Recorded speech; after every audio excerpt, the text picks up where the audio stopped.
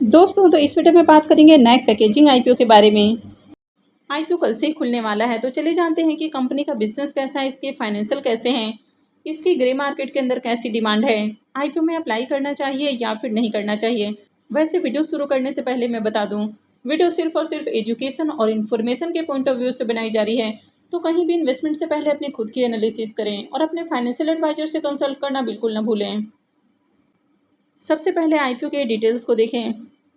तो आईपीओ 1 जुलाई से यानी कि कल से ही खुलने वाला है और ये 3 जुलाई को क्लोज होगा। लिस्टिंग डेट इसकी 8 जुलाई है। फेस वैल्यू 10 रुपये पर शेयर है। बुकिंग प्राइस 170 है और आईपीओ में 88 शेयर्स का लॉट रखा गया है। आईपीओ 439 करोड़ का है, जिसमें 380 करोड़ का फ्रेश इशू और 60 करोड़ का ऑफर फॉर सेल है। ये मेन बोर्ड आईपीओ है, कंपनी बीएससी और एनएससी के ऊपर लिस्ट होने वाली है। आईपीओ में एम्प्लॉयज़ के लिए भी 16 रुपये पर शेयर का डिस्काउंट दिया गया है। इसके रिजर्वेशन पोर्शन को देखें तो इसमें क्यूआईबीएस के लिए 50% का पोर्शन है, रिटेलर्स के लिए 35% और एचएनआईज के लिए 15% का पोर्शन रखा गया है। आईपीओ कल से खुलने वाला है, लेकिन एंकर इन्वेस्टर्स के लिए आईपीओ आज ही ओपन हो चुका है। तो इसकी एंकर लिस्ट आती है तो मैं आपके साथ शेयर करूंगी। कंपनी के बिजनेस के बारे में बात करें तो कंपनी 2013 में इनकॉर्पोरेट हुई है। तो कंपनी को काम करते हुए 12 से 13 साल हो चुका है। तो ये कंपनी पैकेजिंग मटेरियल्स बनाती है, यानी कि जो भी खाने पीने की चीज़ें होती हैं वो किसी न किसी प्लास्टिक के बैग के अंदर पैक होता है। तो ये कंपनी जो प्लास्टिक के बैग्स होते हैं वो बनाने का काम करती है। ये प्रिंटेड और लेमिनेटेड ओवन पॉलीप्रोपिलीन बैग्स बनाती है। तो इसमें कंपनी अलग अलग तरह के जो प्लास्टिक के बैग्स होते हैं, यानी कि जो पॉलीथिलीन और जो प्रोपिलीन के बैग्स होते हैं वो बनाती है, जैसे कि pinch bottom, gusset, block bottom और रिटेल शॉपिंग बैग्स बनाती है। तो जैसे कि आप देखते हैं कि जब आप मार्केट से सामान लेकर आते हैं तो जो प्लास्टिक के बैग्स होते हैं उनमें काफ़ी तरह के आपको डिफरेंसेस देखने को मिल जाते हैं, यानी कि अलग अलग तरह का जो सामान है वो अलग अलग तरह के पैकेजिंग मटेरियल्स के अंदर होता है।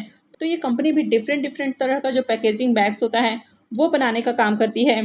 कंपनी खाने पीने की चीज़ें हैं, जैसे कि फूड्स हैं, एनिमल और पेट फूड हैं, agriculture, fertiliser, building materials, detergent, cement, chemical, minerals, यानी कि कंपनी अलग अलग तरह की चीज़ों के लिए काफ़ी अलग अलग तरह के जो पैकेजिंग बैग्स हैं वो बनाती है।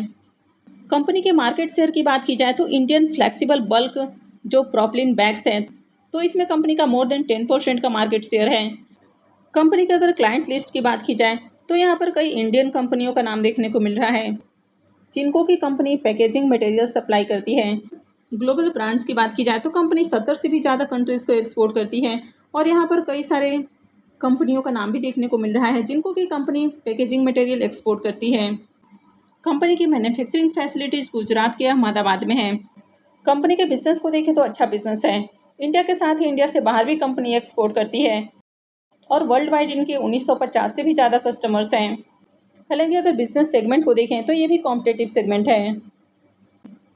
कंपनी के अगर फाइनेंशियल को देखें तो यहाँ पर फाइनेंशियल 23, 24, 25 और 26 4 सालों का कंप्लीट फाइनेंशियल देखने को मिल जाता है। सबसे पहले कंपनी के अगर एसेट को देखें तो कंपनी का एसेट साल दर साल बढ़ते हुए देखने को मिल रहा। इनकम को देखें तो फाइनेंशियल 23 में इनकम 518 करोड़ है, 24 में 659 करोड़, फाइनेंशियल 25 में 747 करोड़ और फाइनेंशियल 26 में 843 करोड़ का इनकम है। तो इसका इनकम भी लगातार इंक्रीज हुआ है। प्रॉफिट को देखें तो फाइनेंशियल 23 में कंपनी का प्रॉफिट 19 करोड़ है, 24 में 45 करोड़, फाइनेंशियल 25 में 73 करोड़ और फाइनेंशियल 26 में 92 करोड़ का प्रॉफिट है। तो साल दर साल कंपनी बढ़िया प्रॉफिट बना रही है। प्रॉफिट के अंदर बढ़िया ग्रोथ भी देखने को मिल रहा है। इसके ईबिटा को भी देखें तो इसका ईबिटा भी लगातार इंक्रीज हुआ है और अगर इसके नेटवर्थ को भी देखें तो इसका नेटवर्थ भी लगातार इंक्रीज हुआ है। कंपनी के रिजर्व को देखें तो साल दर साल कंपनी का रिजर्व भी बढ़ा है। अभी कंपनी के पास 208 करोड़ का रिजर्व है और अगर कर्ज को देखें तो इसका कर्ज भी लगातार इंक्रीज हुआ है। कंपनी के ऊपर अभी 192 करोड़ का कर्ज है।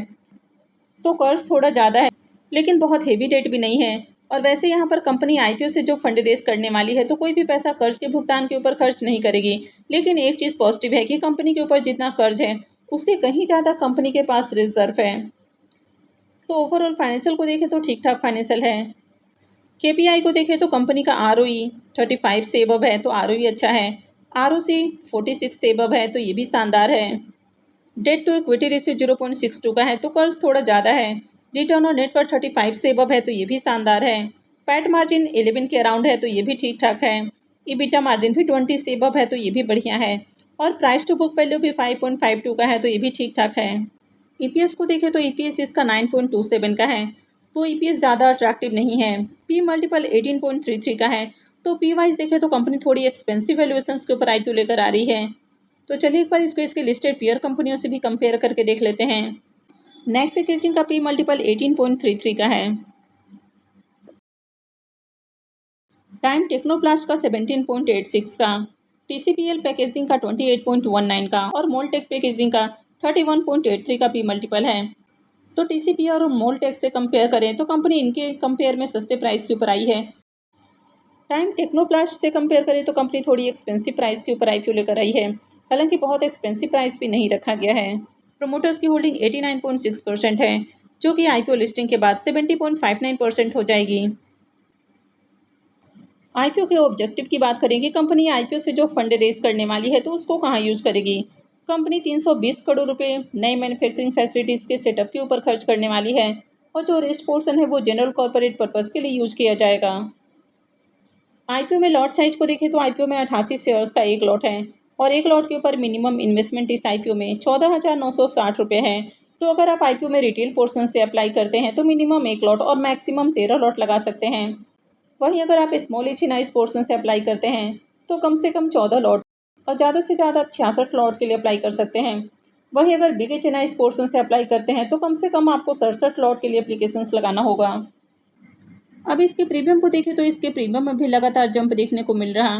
कल प्रीमियम 16 रुपये के ऊपर, आज मॉर्निंग में 18 रुपये के ऊपर और अभी ये 20 रुपये 50 पैसे के ऊपर ट्रेड कर रहा। IPO में 88 शेयर्स का लॉट है, तो एक लॉट से 1804 रुपये करीब प्रॉफिट की उम्मीद है। प्रीमियम को देखें तो इसका प्रीमियम अभी 12% के अराउंड ट्रेड कर रहा है,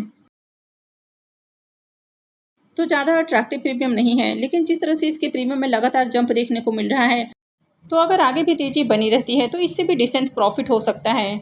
हालांकि बहुत बम्पर लिस्टिंग गेन मिले ऐसी उम्मीद कम है, लेकिन जिस तरह से ओवरऑल IPO देखने को मिल रहा है यानी कि कंपनी के बिजनेस फाइनेंशियल वगैरह अच्छे हैं, तो उम्मीद है कि IPO से प्रॉफिट हो सकता है। IPO की एंकर लिस्ट आज ही आने वाली है, तो अगर IPO का एंकर लिस्ट भी बढ़िया आता है तो इसमें और एक प्लस पॉइंट ऐड हो सकता है। वैसे ये वीडियो किसी भी तरह का रिकमेंडेशन नहीं है, अप्लाई करना है नहीं करना है ये पूरी तरह से आपका अपना डिसीजन होना चाहिए। आपको कंपनी कैसी लगी, आप इसमें क्या करेंगे, अप्लाई करेंगे या फिर नहीं करेंगे, कमेंट करके ज़रूर बताएं। आई होप आपको वीडियो अच्छी लगी होगी। तो अगर आपने वीडियो को लाइक नहीं किया है तो वीडियो को लाइक कर दें और वीडियो को अंत तक देखने के लिए आप सबका बहुत बहुत धन्यवाद।